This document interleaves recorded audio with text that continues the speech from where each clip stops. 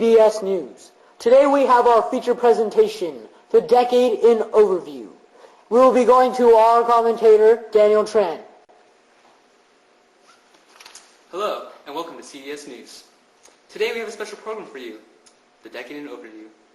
We will be discussing the key events of the past decade. Let's go first to Farzan Rahman to see what he has to say. And now we'll start with Ali's famous fight of the decade, starting in 1971, the fight of the century in Madison Square Garden. In the left corner, we have Muhammad Ali. And then in the right corner, we have Joe Frazier. You still have hella blood. What for you ain't got nothing on me? You want hella blood? I'm not out. And now the fight begins. 15 furious rounds. Frazier stopped Ali with his sweeping left hook, while Ali countered with his flashing his jab and stiff left right. Oh, my chest, my chest. Ali used 6 rounds to knock out, but it was Frazier who carried round 6. He pinned Ali to the ropes and battered a former kick to the head and body. Frazier put an exclamation mark on the item. 2:34 of the 15th round, as Ali prepared to watch a right uppercut. Frazier unloaded a left hook and dropped Ali. Again, Ali was surrounded around. The fight was already lost. Scoring by round one as follows: 9-6 for Frazier and 11-4 for Frazier. Wow. Let's cut to some old footage we have of one of Ali's later fights in 1974, the Rumble in the Jungle, which took place in Zaire, Africa. Latest fight between Muhammad Ali and George Foreman. And this is Muhammad Ali in the left corner. Alright man, it's gonna be a rumble in the jungle. And this is George Foreman in the right corner. George of the jungle. And the fight continued. And finally, the 80th round, when Foreman had no energy left, Ali then the final top of the left, so instead brought Foreman's head into position so that Ali could smash him with the block. Block harder, right straight to his face. Foreman staggered and pulled across the ring before landing on his back almost in the center. Remarkably, the testament to the Foreman's determination, Foreman actually still seemed semi-coherent and able to get to him. Foreman and Foreman actually looking over at his corner, waiting for them to turn back into the game. However, they were late to signal. The Foreman got enough to signal after the 10 count. This victory got only the 58th round. The next fight would be held in Manila, Philippines. Wow. Finally, some footage of the famous match, Thriller in Manila, on October 1st, 1975, against Joe Frazier. Here we go. Today in Manila, Philippines, on October 1st, 1975, this is the Thriller in Manila, and this is a rematch between Muhammad Ali. Yo, man, it's gonna be a killer, a chiller, and a thriller when I get the gorilla from Manila. Farilla. And then in the right corner we have Joe Frazier. I'm a gorilla. Ah! Come on. Land him fast. The definition of his face. Joe Frazier's eyes were cutting slits as the round went on. In round 13, Ali landed a blistering combination on Frazier, which led his mouthpiece flying into the ground. Frazier Eddie one stop the fight. Frazier said that no, give him one more round. And in round 14, Frazier was almost blind with hitting punches. Finally, after 14 rounds, Eddie Frazier had to do something. He told Frazier to stop the fight. I want him, boss. Frazier shouted. You cut me, Joe, you cut me. It's all over. Don't forget what you did yesterday. The match ended with Muhammad Ali as the winner. Right after the match, Ali faded. Later said that it was close to Seattle. Muhammad Ali emerged as the champion.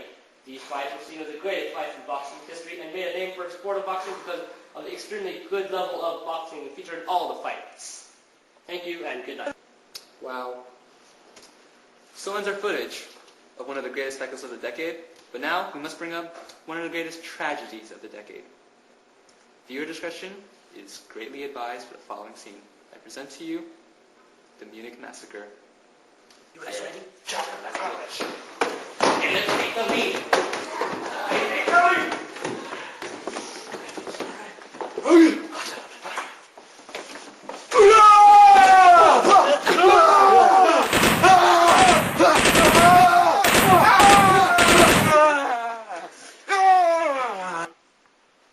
Yes. All right. We are terrorists from the Black September terrorist group. We have your Israeli hostages, and if you would ever like to see them again, then we demand you release 200 Palestinian prisoners. That was the 1972 Winter Olympics, which continued despite the controversial matters at hand. And now, for a moment of brief entertainment.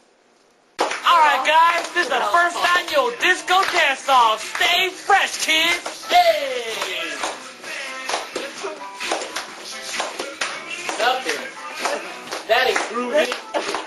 That's from the 60s. Far out.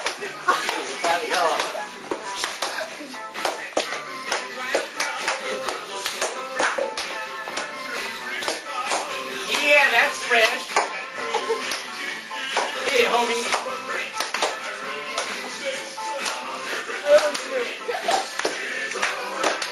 Head-to-head battle!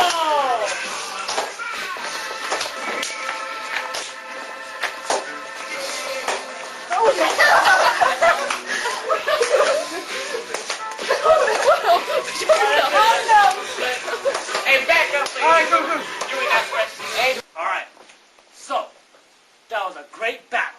On the left side, we have the funky pastels, and on my right side, we have the groovy earth tones. So the winner is, by use of judges,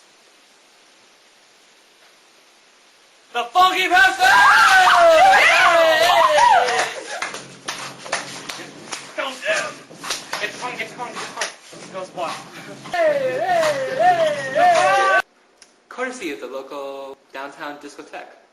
I sure hope you saw this footage. It would be a shame if we had another blackout, like the one that happened in New York during, 1977.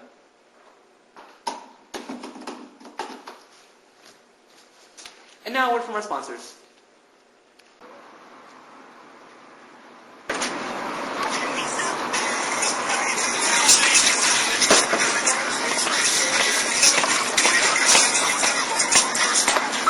That's fresh.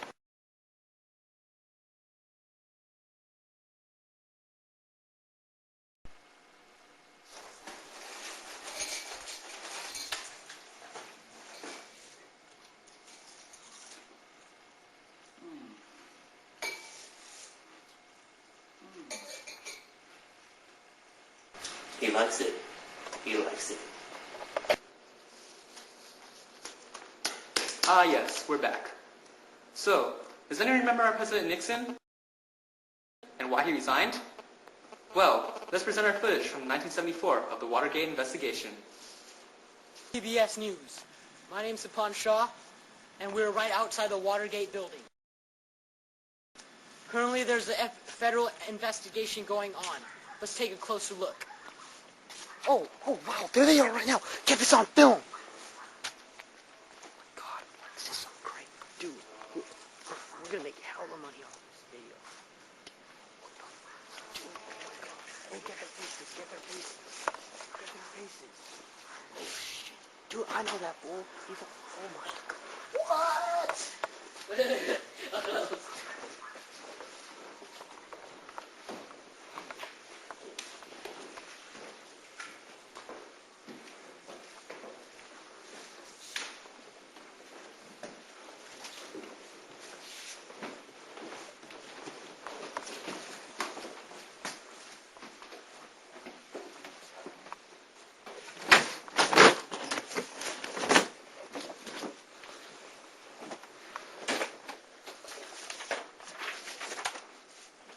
Well, look what we have here. Oh boy! So, in less scandalous news, let us move to a more enlightening topic, the computer. La computadora, l'ordinatoire. 5 years ago, barely anyone would have known what I was talking about, but thanks to two boys of our time, Steve Jobs and Steve Wozniak, that is not true. These two literally created the first personal computer in the garage of Jobs' parents. When they showcased the finished product at the West Coast Computer Fair in 1977, they stated that their selling point was the computer's easy learning curve and user-friendly graphic user interface, responsible for all the pretty pictures you see on your computer screen. Where will these boys take us next? Where are computers headed? I'm guessing we can expect computers that fit in our briefcases.